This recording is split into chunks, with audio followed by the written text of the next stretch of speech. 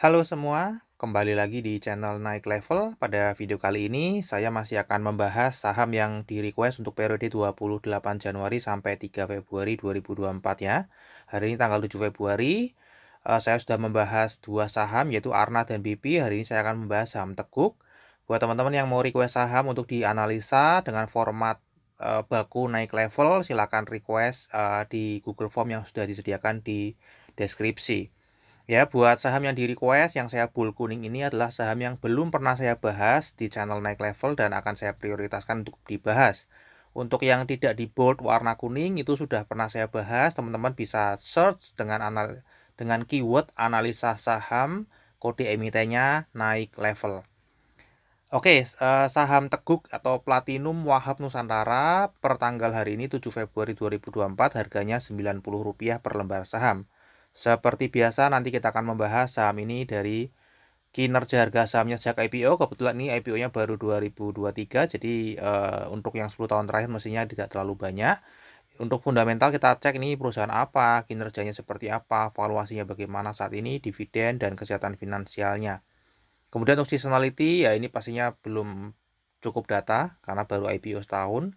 Dan untuk bandarmologi nanti kita cek struktur sahamnya apakah sehat, peran investor asing di pergerakan saham ini, kepemilikan retailnya bagaimana, perpindahan struktur saham 1 tahun terakhir, dan pola saham month to date.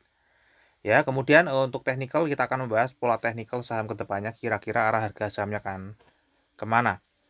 Oke, kita mulai ya dengan IPO-nya ini tanggal 27 Juni 2023 teman-teman ya. Jadi belum ada setahun malah ya.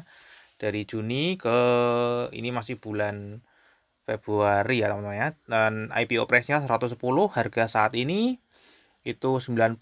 Jika dibandingkan dengan harga IPO, teman-teman beli di IPO dan belum dijual ya, asetnya teman-teman masih sisa 81,8%. Ya, untuk kinerja harga sahamnya dari IPO kalau kita lihat ini masih floating minus semua. Bahkan tadi dari IPO juga minus ya teman ya. Year to date sendiri 2024 juga masih minus. Harga tertinggi setahun terakhir pernah di 242 dan terendahnya di 84. Jadi harga saat ini 90 itu hanya selisih 6 tik dibandingkan harga terendahnya setahun terakhir. Kalau kita lihat range harganya ya untuk year to date ini juga masih di bawah semua teman-teman ya. Mendekati titik terbawah baik di year to date 6 bulan, 3 bulan, 1 bulan, 1 minggu maupun 1 hari ini ya. Oke, kita bahas ini perusahaan apa, Platinum Wahab Nusantara atau Teguk. Teguk ini websitenya www.teguk.co.id ya. Jika teman-teman ingin tahu lebih detail tentang perusahaan ini ya, saya hanya membahas sekilas saja di video ini. Ya, jadi intinya dia industrinya adalah makanan olahan, subindustrinya produk susu olahan ya. Jadi bergerak di bidang kedai makanan dan minuman. Ini adalah produknya teman-teman ya. Mestinya teman-teman tahu Teguk kalau misalnya ada di daerah Jawa Baratan ya teman-teman ya. Kalau di luar Jawa Barat mungkin kurang familiar dengan Teguk ya. Ini best sellingnya banyak sekali produknya. Jadi saya hanya ambil best selling ini hanya contoh ya kira-kira. Juga ada jual makanannya ya. Makanannya seperti ini kira-kira ada roti. Kemudian ada mie gitu ya. Oke, ini adalah pendapatannya dari laporan keuangan kuartal 3 2023. Dari minuman paling banyak karena memang judulnya Teguh kan masih jualnya minuman ya. Itu 90,9 miliar. Makanannya kira-kira 10%-an ya. Jadi dari jumlah pendapatan 100 miliar itu 90% dari minuman, 10%-nya dari makanan. Nah, kalau kita lihat ini berdasarkan daerah ya di DKI Jakarta, Jawa Barat dan Banten. Ya, jadi kalau di luar ini mestinya teman-teman tidak akan tahu merek Teguk ini ya, teman-teman ya. Oke, ini adalah kinerjanya teman-teman ya. Untuk kinerjanya naik ya, ini berdasarkan prospektus, ini naik juga, naik dan naik ya. Jadi masih kondisi naik teman-teman ya. Teguk ini untuk annualized 2023 ini juga sebenarnya naik, namun sayangnya labanya malah turun. Ya, jadi secara pendapatan masih konsisten naik, namun labanya tidak konsisten naik ya, justru malah turun di apa ini? Oh, ini salah nih tahunnya ya. Dia turun di annualized 2023 ini teman-teman ya. Hanya 5 miliar rupiah. Ya, kalau kita cek dari struktur pendapatannya Yang menyebabkan turun adalah ternyata dari laba kotornya atau COGS-nya itu naik ya, sehingga laba kotornya mengalami penurunan, dan ini penurunan prosentase terendah sejak 2020 ya. Ini prosentase terendah sehingga berimbas ke laba usaha, dan laba bersihnya ikut turun karena ini garisnya linear ya teman-teman, sama ya. Jadi kalau ininya turun pasti bawahnya ikut turun ya, dan ini adalah prosentase atau struktur pendapatan terendah sejak 2020 teman-teman ya, baik dari laba kotornya, laba usahanya, dan laba bersihnya juga terendah ya, 4,2%. Meskipun tadi pendapatannya naik ya, ini detailnya ya, naik 4,3% pendapatannya year on year ya, 9 bulan pertama 2022 sampai 9 bulan pertama 2023.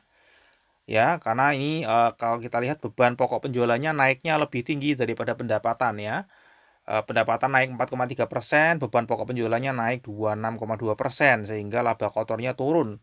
Ya, selisihnya lumayan ya. Kalau kita lihat di sini selisih 6 miliar, padahal laba bersihnya aja cuma 7 miliar 9 bulan pertama ya. Ini 4 miliar ya. Jadi ini sangat berpengaruh signifikan terhadap laba bersih teman-teman ya. Beban pokok penjualan ini. Ya, kemudian untuk beban usahanya ini turun sebenarnya bagus, tapi hanya 3 miliar. Ya, dan laba bersihnya tadi jadi turun 38,3 miliar. Karena memang ini ya, beban pokok penjualannya yang naik. Nah, untuk valuasi saham karena ini belum ada historicalnya, belum ada setahun, jadi saya menggunakan ini. Ya, untuk PBV saat ini adalah 1,83, jadi cukup tinggi juga. Ya, kemudian PE ratio-nya 57,98 ya, cukup mahal. Dan kalau kita lihat secara earning yield ya, kalau menggunakan valuasi, harga wajarnya itu ada di PBV 0,21 sampai 0,32, atau kalau dikonversi ke harga ini 10 sampai 16 rupiah saja. Jadi harga saat ini jauh sekali ya, 90 ini lebih mahal 479 sampai 769% dari harga wajarnya dengan kondisi saat ini. Nah, untuk dividen ini belum pernah membagikan dividen ya. Kemudian untuk estimasi 2024 ini juga saya rasa belum akan membagikan dividen. Untuk kesehatan finansialnya ini cukup bagus ya di terakhir ini ya. Yang sebelumnya di bawah 1 quick ratio ini sudah tiba-tiba naik ya, karena ratio juga tiba-tiba naik. Mestinya karena IPO ya teman-teman ya. Ya, IPO di bulan Juni ya. Juni itu kuartal ya, maksudnya ke kuartal 3 teman-teman ya. Juli ya. Jadi maksudnya ke Juli kuartal 3 ya. Untuk debt to equity ratio-nya dulu tidak ada, ini di kuartal 2 mulai ada sedikit ya, namun sangat kecil sekali dibandingkan ekuitasnya. Jadi overall masih oke lah. Untuk seasonality belum ada datanya teman-teman ya. Belum ada datanya. Kemudian untuk Bandaran Logi kita lihat ya komposisi pemegang sahamnya. Ini pengendalinya masih oke ya, karena 69,34% ada PT Esa Gemilang ya. PT Esa Gemilang ini saya ingat ya, ini kalau nggak salah juga ada waktu saya membahas saham KOL ya, COAL ya, saham KOL, dia ada PT Esa Gemilang ya. Kalau nggak salah ingat ya, teman-teman bisa cek di analisa saham KOL kalau nggak salah ada ya. Kemudian ini pengendali juga ya, jadi pengendalinya ada yang menggunakan PT, ada yang masih nama personal. Masyarakat yang skriplesnya 16,14%, jadi ini secara struktur sahamnya ini sehat teman-teman ya. Kemudian kalau kita cek partisipasi asing di saham Teguk ini kecil sekali, juga korelasinya tidak begitu bisa dijagain ya teman-teman ya, jadi bisa diabaikan saja, pernah satu. Namun kalau kita lihat memang selalu berpartisipasi ya, sejak IPO Juli, Agustus, September, Oktober, November, Desember ini selalu ada ya teman-teman ya, investor asing di sini ya, nggak pernah absen. Nah, untuk kepemilikan retailnya sendiri kalau kita lihat sejak IPO ini turun cukup jauh ya, ini bukan year on year, dari IPO ya, dari Juli ke Desember turun 2.500 investor, dan sebulan terakhir dari November ke Desember juga masih turun 175 investor. Jumlah lembar sahamnya kalau dari IPO ini turun cukup drastis, dan kalau kita lihat nih penurunan terdrastis ada di bulan Agustus ke September ya. Nah, ini turunnya sangat drastis teman-teman ya. Turunnya sangat drastis, ada yang keluar ya, cukup besar. Namun kalau di average itu tetap per orangnya hanya 17 juta rupiah saja ya. Kalau kita lihat di bulan Desember dari November itu ketika ada investor keluar justru lembar sahamnya bertambah, average-nya bertambah dan value per holder-nya bertambah. Ya, jadi bisa disimpulkan bahwa dari November ke Desember ini ada yang melakukan pembelian lagi ya, atau investor yang sudah memiliki sahamnya menambah kepemilikannya, berarti averaging. Entah itu averaging down atau itu averaging up ya, saya nggak ngerti, tergantung harga belinya ya. Mungkin potensinya lebih besar averaging down ya, sangat jarang di investor retail itu yang berani melakukan atau bisa melakukan averaging up ya. Biasanya averaging down kalau kita lihat jumlahnya nggak terlalu banyak ya teman-teman ya. Nah, kita cek perpindahan struktur sahamnya setahun terakhir atau sejak IPO ya, karena ini belum setahun. Kalau kita lihat dari grafiknya ini ya sempat naik ya, kemudian turun lagi ya, sempat buang barang di sini ya. Ya ini September teman-teman tadi ya. September itu tadi ada yang perpindahan ya dari investor retail lokal yang exit ya, ada yang exit mungkin ya. Saya nggak ngerti, ada ini tiba-tiba harga naik kemudian dibuang ya, ada yang exit di sini. Ya, kemudian ini perlahan-lahan turun ya. Nah, kalau kita lihat di sini terlihat small accumulation ya. Kalau kita lihat dari broker summary terlihat sedang distribusi ya teman-teman ya. Terlihat sedang distribusi. Broker yang beli ini broker-broker retail ya, setahu dan sejak IPO masih dibeli broker-broker retail teman-teman. Yang jual ini MG cukup dominan ya, padahal di sini small accumulation ya, namun kalau kita lihat dari sini dan sini sedang distribusi ya. Kita lihat detailnya. Nah, kalau kita lihat detailnya justru malah ini kepemilikan investor retail lokal turun tadi ya setahun terakhir sejak IPO, karena tadi memang ada satu yang buang cukup besar ya dari Juli ke September, dan ini ditampung oleh lokal corporate teman-teman ya. Jadi kalau kita lihat secara detailnya saham yang floating hanya 30%, namun dari 30% yang floating ini itu dikuasai masih di lokal corporate, jadi masih oke ya teman-teman ya. Investor retail lokal hanya 39%, terbesar kedua. Sayangnya hanya dua ini saja teman-teman ya pemainnya, yang lainnya ini kecil-kecil ya. Investor asing tadi juga yang selalu aktif ternyata foreign IB, ada foreign corporate, dan ada ternyata investor retail asing ya teman-teman ya, yang ini jual beli sama foreign IB ya. Jadi ini ya kalau lihat dari sini ini akumulasi teman-teman ya, retail buang barang berkurang jauh, kemudian ditampung oleh lokal corporate, dan kepemilikan corporate itu menjadi 60% atau menjadi lebih dominan ya. Jadi ini sedang akumulasi kalau lebih detailnya. Kalau kita lihat juga tidak ada penambahan saham di sini teman-teman ya, hanya 12.000 ini hanya konversi waran ya, jadi tidak ada penambahan signifikan ya. Jadi artinya ini memang ada yang memakan corporate teman-teman ya. Nah, ini kalau kita lihat dari insidernya, Esa Gemilang ini kemungkinan adalah yang makan, kemungkinan teman-teman ya, saya nggak ngerti karena ini bertambah tadi ya. Ini Brian juga ada yang bertambah juga investor retail lokal ya, menjadi 13,86% Esa Gemilang ini teman-teman ya. Oke, untuk pola saham to date-nya 1 sampai hari ini tanggal 7 Februari netral aja teman-teman ya. Jadi ini netral, emang terlihat seimbang ya. Broker exit dan SL juga ada yang net buy, ada yang net sell. Jadi memang sedang netral aja ini di Februari ini teman-teman ya. Nah, untuk teknikalnya kira-kira seperti apa kalau kita lihat ya. Ini MA 200-nya belum muncul karena belum setahun teman-teman ya. Kalau kita lihat secara teknikalnya di sini secara garis besarnya sedang downtrend, namun ya ini membentuk ini dulunya ada double top, kemudian dia membentuk lower.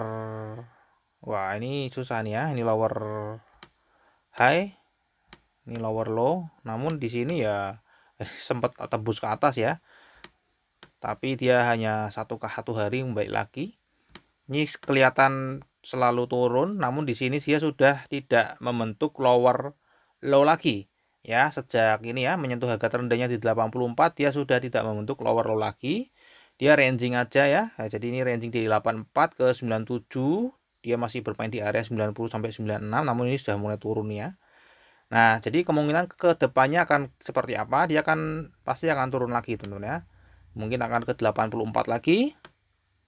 Ya, naik, mungkin akan ranging di sini dulu teman-teman ya. Tinggal nanti kalau misalnya bisa tembus resisten di bawah 84, oh ini pasti akan lanjut downtrend. Ya, namun saya prediksi dia tetap akan ranging di sini aja teman-teman ya. Namun diperhatikan kalau misalnya dia sampai menembus 84 atau harga terendahnya sepanjang sejarah sejak IPO, ya pastinya dia akan turun lagi. Kalau kita lihat dari sisi fundamental itu masih memungkinkan ya, karena harga wajarnya masih jauh, bahkan 50 pun itu masih terbilang mahal ya. Namun kalau kita lihat dari sisi bandarmologi, ini memang tadi jangka panjang sedang diakumulasi dan Februari ini masih netral aja, jadi ya kalau bandar bicara lain ya harganya bisa naik ya. Kalau bandar bicara lain fundamental tidak akan bergeming ya dalam jangka pendek. Oke, ini transaksinya 1 M per hari ya, jadi likuiditasnya tidak terlalu besar. Oke, terakhir kita akan masuk ke kesimpulan. Untuk kinerja jangka panjangnya naik ya, kinerja jangka pendeknya juga masih naik meskipun tadi labanya turun. Valuasinya mahal ya, 50 pun masih mahal, belum pernah bagi dividen, forecastnya 0%, seasonality juga belum cukup data. Nah, untuk bandarmologi tadi dari Juli ke Januari sedang terlihat ada akumulasi besar ya, di mana ada lokal corporate yang mengakuisisi cukup besar saham dari investor retail lokal. Kemudian di 1 sampai 7 Februari ini masih terlihat netral. Untuk teknikalnya ini sedang ranging 84 sampai 97. Jika sampai bisa tembus di bawah 84, ya kemungkinan besar dia akan turun lagi ya. Oke, terakhir disclaimer teman-teman ya. Jadi analisa yang saya bagikan di YouTube ini adalah analisa saya pribadi yang tentu saja juga bisa salah. Ini bukan ajakan jual atau beli saham Teguk ya. Silakan teman-teman tetap wajib melakukan analisa sendiri. Jadikan video saya ini hanya sebagai second opinion. Jadi kalau analisanya teman-teman match ya, pro dengan analisa saya, oh sama, silakan dijadikan untuk membuat keputusan investasi. Ternyata kontra, loh kok saya bilang bagus, analisa saya bilang sebaliknya, ya teman-teman bisa pertimbangan lagi untuk mencari pendapat berikutnya atau pendapat ketiga. Oke, mungkin dari saya ini dulu. Terima kasih sudah menonton video analisa saham Teguk ya. Kita akan ketemu lagi di video yang berikutnya.